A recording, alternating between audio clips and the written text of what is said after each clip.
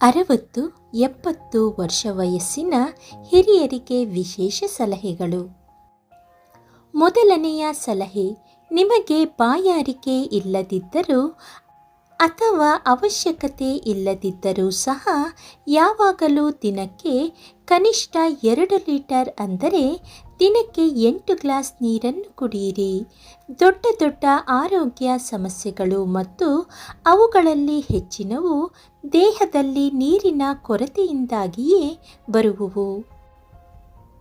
ಎರಡನೆಯ ಸಲಹೆ, ಸಾಧ್ಯವಾದಷ್ಟು ಕೆಲಸವನ್ನು ಮಾಡಿ. ನಡಿಗೆ, ಈಜು ಅಥವಾ ಯಾವುದೇ ರೀತಿಯ ಕ್ರೀಡೆಯಂತಹ ದೇಹದ ಚಲನೆ ಇರಬೇಕು. ಮೂರನೆಯ ಸಲಹೆ, ಕಡಿಮೆ ತಿನ್ನಿ. ಹೆಚ್ಚು ತಿನ್ನುವ ಹಂಬಲವನ್ನು ಬಿಡಿ, ಏಕೆಂದರೆ ಅದು ಎಂದಿಗೂ ಆರೋಗ್ಯಕ್ಕೆ ಒಳ್ಳೆಯದಲ್ಲ.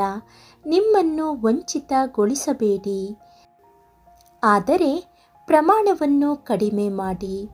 ಪ್ರೋಟೀನ್, ಕಾರ್ಬೋಹೈಡ್ರೇಟ್ ಭರಿತ ಆಹಾರಗಳನ್ನು ಕಡಿಮೆ ಸೇವಿಸಿ. ನಾರಿನ ಪದಾರ್ಥಗಳನ್ನು ಹೆಚ್ಚು ಬಳಸಿ. ನಾಲ್ಕನೆಯ ಸಲಹೆ, ವಾಹನವನ್ನು ಅಗತ್ಯವಿದ್ದರೆ ಮಾತ್ರ ಬಳಸಿ ಮತ್ತು ವಾಹನವನ್ನು ಚಲಾಯಿಸುವಾಗ ನಿಧಾನವಾಗಿ ಚಲಾಯಿಸಿ. ಐದನೆಯ ಸಲಹೆ, ಕೋಪವನ್ನು ಬಿಟ್ಟುಬಿಡಿ. ಚಿಂತಿಸುವುದನ್ನು ನಿಲ್ಲಿಸಿ.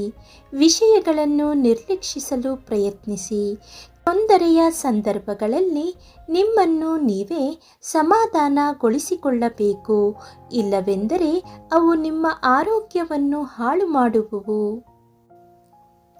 ಆರನೆಯ ಸಲಹೆ, ಸಕಾರಾತ್ಮಕ ಜನರೊಂದಿಗೆ ಮಾತನಾಡಿ ಮತ್ತು ಅವರ ಮಾತುಗಳನ್ನು ಆಲಿಸಿ.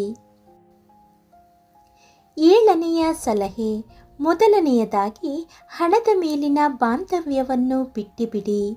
ನಿಮ್ಮ ಸುತ್ತಲಿರುವ ಜನರೊಂದಿಗೆ ಸಂಪರ್ಕ ಸಾಧಿಸಿ. ನಗುಮುಖದಿಂದ ಮಾತನಾಡಿ. ಎಂಟನೆಯ ಸಲಹೆ, ಹಣ, ಸ್ಥಾನ, ಪ್ರತಿಷ್ಠೆ, ಅಧಿಕಾರ, ಸೌಂದರ್ಯ, ಜಾತಿ ಮತ್ತು ಪ್ರಭಾವ ಇವೆಲ್ಲವೂ ಅಹಂಕಾರವನ್ನು ಹೆಚ್ಚಿಸುತ್ತದೆ.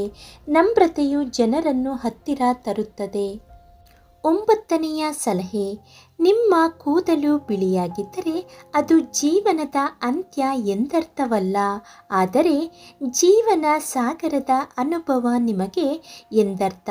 ಇದು ಉತ್ತಮ ಜೀವನಕ್ಕೆ ನಾಂದಿ. ಆಶಾವಾದಿಯಾಗಿರಿ. ನೆನಪಿನೊಂದಿಗೆ ಬದುಕಿ, ಪ್ರಯಾಣಿಸಿ, ಆನಂದಿಸಿ, ನೆನಪುಗಳನ್ನು ರಚಿಸಿ. ಹತ್ತನೆಯ ಸಲಹೆ, ಪುಟ್ಟ ಮಕ್ಕಳೊಂದಿಗೆ ಪ್ರೀತಿ ಸಹಾನುಭೂತಿಯಿಂದ ಮಾತನಾಡಿ. ವ್ಯಂಗ್ಯವಾಗಿ ಏನನ್ನೂ ಹೇಳಬೇಡಿ. ನಿಮ್ಮ ಮುಖದಲ್ಲಿ ಪುಟ್ಟ ನಗುವನ್ನು ಇರಿಸಿ. ಎಷ್ಟೇ ದೊಡ್ಡ ಕಷ್ಟವಿದ್ದರೂ ತಾಳ್ಮೆಯನ್ನು ಕಳೆದುಕೊಳ್ಳಬೇಡಿ.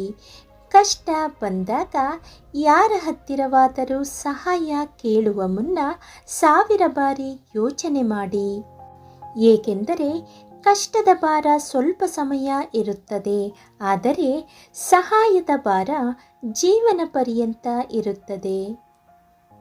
ಸ್ನೇಹಿತರೆ, ಈ ಮಾಹಿತಿ ನಿಮಗೆ ಇಷ್ಟವಾದಲ್ಲಿ ಲೈಕ್ ಮಾಡಿ, ಶೇರ್ ಮಾಡಿ ಹಾಗೂ ಸಬ್ಸ್ಕ್ರೈಬ್ ಮಾಡಿ. ಕೇಳಿದ್ದಕ್ಕಾಗಿ ಧನ್ಯವಾದಗಳು.